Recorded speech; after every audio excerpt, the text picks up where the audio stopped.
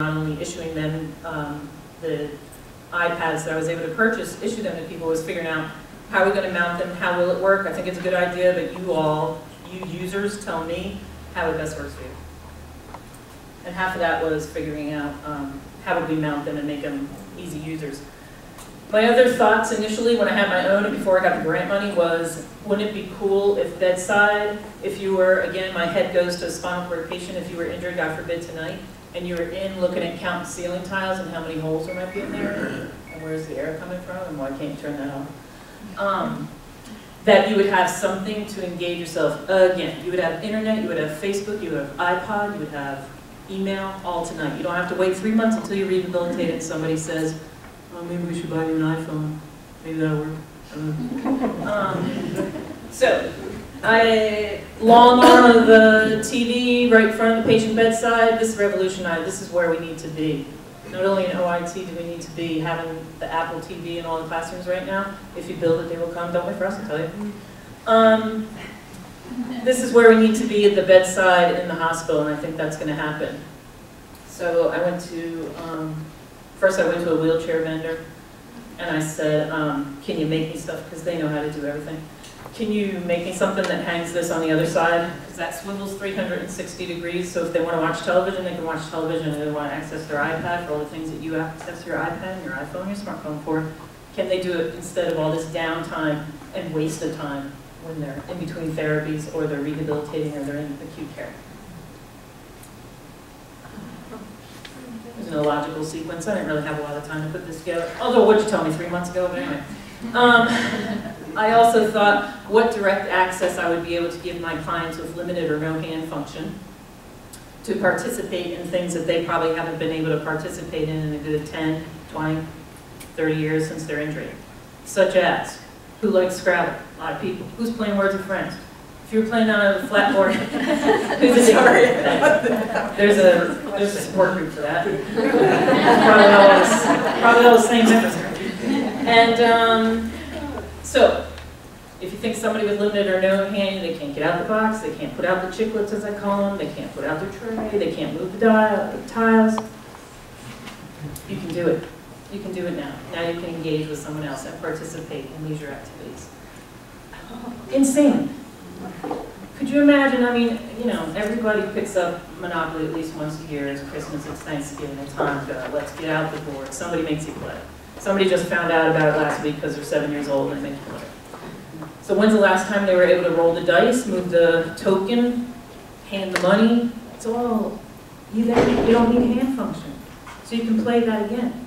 And now if you have 2 people in the hospital or in the rehabilitation process or in a support group or in an outpatient basis or sitting at their home, they can engage in those things again, and they can even do it with another person with spinal cord injury.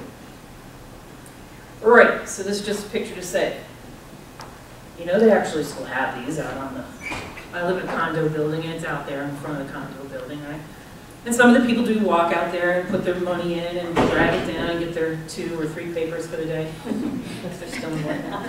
But my patients can't do that, right? The clients that I'm working with, they can't do that, and it's never going to happen. I hate to say never, but they're 23 years injured, it's never going to happen.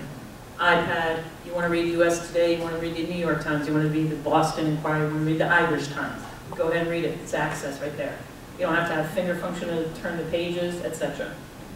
You know what I'm talking about. And then getting into things like, what if they are spinal cord injured, and what the heck are you talking about? It's a C4 injury, or a C5, or a C6, or you're talking Greek. Is that down here? Is that up here? What are you talking? I can use the dermatome apps to teach them, the family, sometimes the therapist, and about what I'm talking about what does it mean to be a C4 injury, and I can illustrate it better. You gotta get out of here.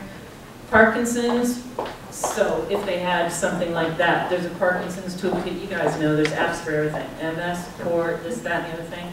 Put it in the hands of the patient to direct your own care. Find out a little bit of something about your own injuries, your own diagnosis.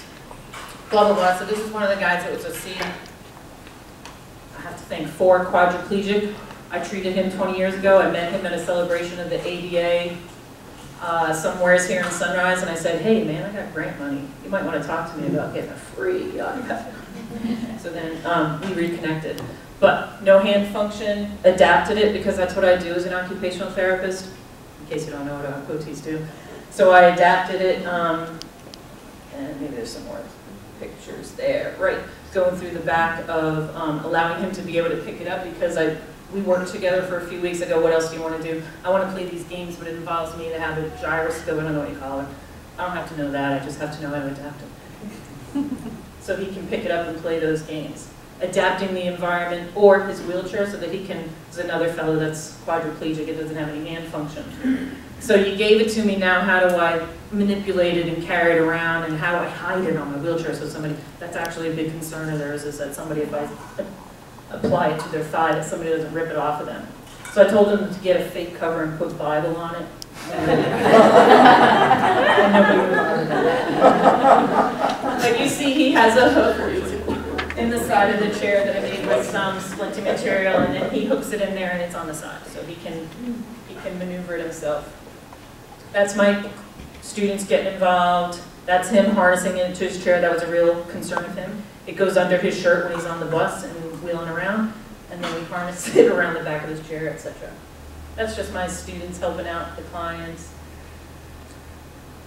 One last thing, this guy. So my whole head was wrapped around helping spinal cord patients because that's what I did for a long time. Another long story short, I meet him on the street. I treated him like 20 years ago. Lost both his arms in an electrocution. I go, hey, you and I might want to talk about getting a free iPad. So he uses it. Can you imagine? He does motivational speaking. He can't carry around as easily. He can do anything. His laptop and get it open with that's a myoelectric arm, that's not his arm. I told you he lost his arms. Somebody already said something about voice activated Google searches. That really helps when you can't have hand use and type everything in. Drag and dictate. Yes, I had to go to mouth sticks to help people who have no movement of their arms. I love OT, I just threw that in there. That's Doodle Buddy. So what did the people say? They said it's a boredom terminator, thank you so much. It absolutely increases my quality of life. I've never touched my desktop ever since I got the iPad. It allows me to engage for longer periods of time because of limited movement involved. And that's the whole thing about somebody who said, I don't need the app for books. And that was the guy with the adapted iPad playing games. He said, I don't need that. I put them on my desktop and I read them there.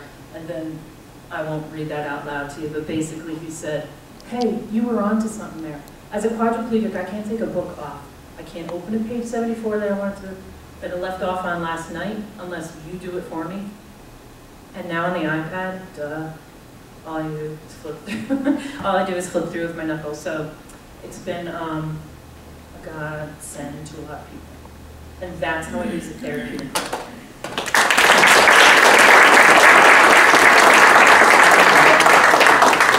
Thank you all for coming today. I'm sure you've been inspired by these three examples of how iPads are being used currently, maybe giving you some ideas on what else to use. There are cards on your tables with our liaison librarians. We're all in the library very versed in how to get all this started and so on, so please call on us. We'll be glad to help you. And please come to our luncheon session on the 23rd and we'll continue the discussion. Thank you very much.